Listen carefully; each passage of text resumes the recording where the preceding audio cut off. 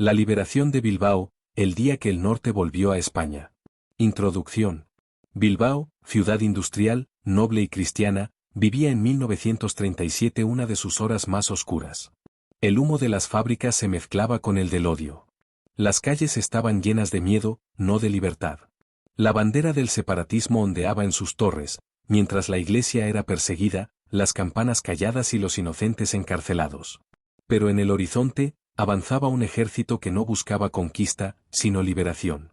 Esta es la historia de cómo el norte volvió a abrazar su destino eterno. Esta es la historia de la liberación de Bilbao, el día en que España reconquistó su corazón vasco. Contexto histórico. Tras el estallido del alzamiento nacional en julio de 1936, el norte quedó dividido. Mientras Navarra se levantaba en bloque por la patria, las provincias de Vizcaya, Santander y Asturias quedaban bajo dominio del Frente Popular. En octubre, el gobierno de la República premia al PNV con el Estatuto de Autonomía. Así, los nacionalistas vascos, en lugar de defender la unidad, se unen con socialistas, comunistas y anarquistas. En Bilbao, comienza la represión, se persigue la fe católica, se incendian templos. La ciudad, antes cristiana y trabajadora, se ve envuelta en el caos revolucionario. Y sin embargo, a cientos de kilómetros, alguien planea su rescate. El general Emilio Mola, el director, sabía que el alma del norte era española. Su plan era claro: unir las tropas del norte, aplastar la resistencia roja y devolver a Bilbao lo que le arrebataron, su identidad, su fe y su patria. El avance nacional hacia Bilbao. El 31 de marzo de 1937, comienza la ofensiva. Tropas navarras, carlistas, legionarios, regulares de Marruecos y falangistas cruzan ríos, montes y trincheras. Cada paso hacia Bilbao es una lucha contra la naturaleza, contra el barro, contra el fuego enemigo. Pero también es una marcha hacia la redención. En su camino, caen plazas importantes como El Hórrio, Marquina, Durango y finalmente Guernica. La propaganda internacional grita: masacre, genocidio. Pero la verdad es otra: Guernica era un nodo logístico, lleno de municiones. Fue evacuado antes del bombardeo. No hubo masacre civil. Solo guerra. Lo que sí hubo fue entrega. Los requetés rezaban el rosario antes de cada combate. Muchos murieron con el escapulario al cuello y el nombre de España en los labios. Esta no era una guerra por banderas, era una cruzada. Una lucha por restaurar el orden natural y divino que el marxismo quería destruir. La caída del cinturón de hierro. Bilbao no era una ciudad indefensa. El Frente Popular, con ayuda de ingenieros vascos, construyó una línea fortificada de casi 80 kilómetros, el famoso cinturón de hierro. Se decía que era impenetrable. Una muralla moderna. Pero la historia da giros inesperados. Uno de sus constructores, Alejandro Goicoechea, comprendió que la patria estaba por encima de ideologías. Arriesgando su vida, desertó y entregó los planos al mando nacional. Gracias a su valentía, se descubrió que el punto débil estaba en el monte Gaztelumendi. El 12 de junio, las tropas nacionales lanzan un asalto demoledor. La defensa se derrumba. El enemigo, desmoralizado, comienza a retirarse.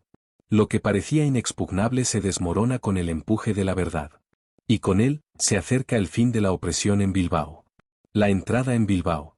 19 de junio de 1937. Tras semanas de combates, las tropas nacionales entran por fin en Bilbao. No hubo resistencia organizada. No hubo caos ni pillaje. Solo liberación. Las calles, en silencio durante meses, estallan en vítores.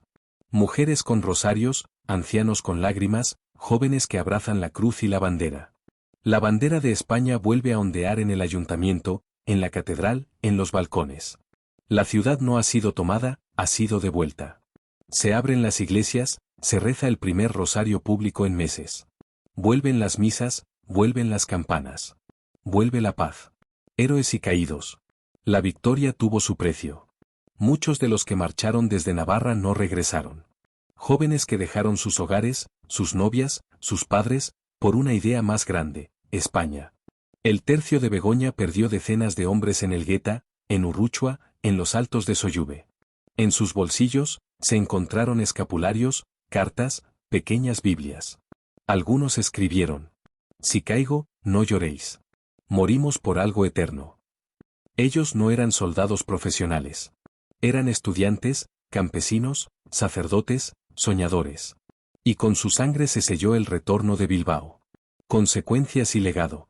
La caída de Bilbao fue el principio del fin para el Frente Norte. Sin sus fábricas, sin su hierro, sin sus trenes, la República quedó herida. En pocas semanas, Santander y luego Asturias seguirían el mismo destino. El gobierno vasco se disolvió. Los principales líderes huyeron. Y el pueblo, que tanto sufrió, pudo volver a la normalidad. La unidad de España se restauró. No con odio, sino con justicia. No con venganza, sino con reconciliación. Y aunque las heridas aún duelen, Bilbao volvió a ser lo que siempre fue: española, católica, obrera y leal. Reflexión final. Hoy Bilbao es una ciudad moderna, cosmopolita, pero en sus cimientos está escrita esta historia. Una historia que muchos quieren borrar, pero que sigue viva en las piedras, en los altares, en la memoria de los abuelos. La historia del día en que el norte volvió. El día en que Bilbao, cansada de odio, abrazó de nuevo a España. Que esta victoria no se olvide. Porque una nación sin memoria es una nación condenada. Y mientras quede uno solo que la recuerde, Bilbao seguirá siendo España. Si esta historia te ha tocado el corazón, ayúdame a compartirla. Dale like, suscríbete y deja un comentario diciendo: Bilbao fue, es y será España. Porque recordar es resistir. Y contar la verdad, también es una forma de luchar.